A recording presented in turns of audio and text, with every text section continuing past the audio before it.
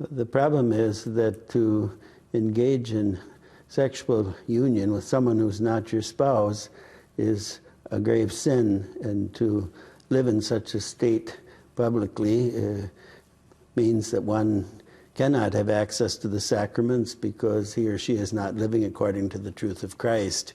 And there's no way that the Church can give permission for someone to do something which Christ himself does not give us permission to do.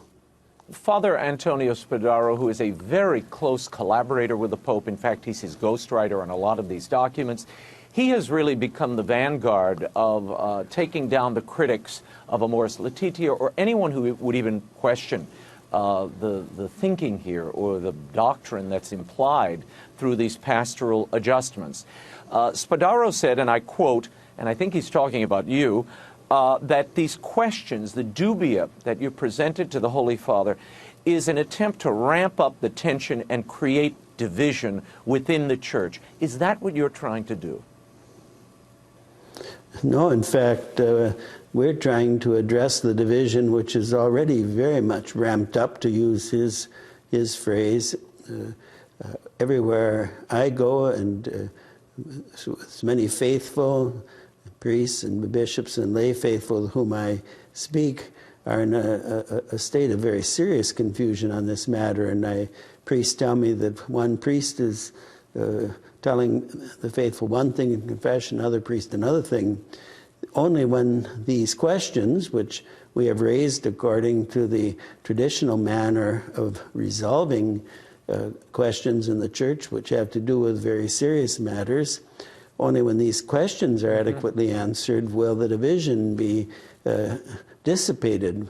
But as is happening right now, as long as this continues, the division will only grow. And of course, the fruit of division is error. And here we're talking about the salvation of souls, people being led into error in matters which have to do with their eternal salvation. And so Father Spadaro is very much in error in that affirmation. Spadaro also said that, look, the Pope does not answer binary questions presented to him. And I want to quote this. He says, he answers sincere questions from pastors. Were you offended by that? Yes, very much so. The popes have always, all along the centuries, I'm a student of the Church's discipline. It is the role of the Pope as the pastor of the universal Church, as the guardian of the unity of the bishops and of the whole body of Christ, to respond to such questions. And to suggest that posing these questions is a sign of insincerity is deeply offensive. I can assure you that for myself, and I know the other cardinals involved, we wouldn't raise the questions unless we had the deepest and most sincere concern for the Church herself and for the individual members of the faithful. And to have a maturation of a teaching which is a rupture from that teaching, which is a breaking away from that teaching. Cardinal Schönbrann's remarks in that regard do not reflect what is called development of doctrine. In other words, through the Church's reflection, she deepens her appreciation of a teaching and helps the faithful to practice that teaching.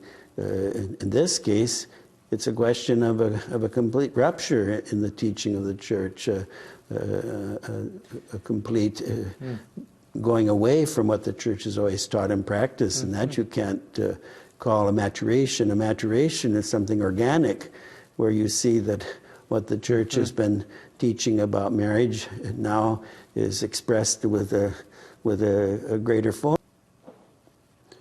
Well, certainly I've never witnessed this in my lifetime. In the history of the Church, there have been situations which have some similarities with the present situation, but I perceive that a mundane spirit, a worldly spirit, has entered into the Church, which would divide her members into various camps, and liberals and conservatives, or the fundamentalists, as some are fond of calling those of us who are striving to defend the constant teaching of the Church.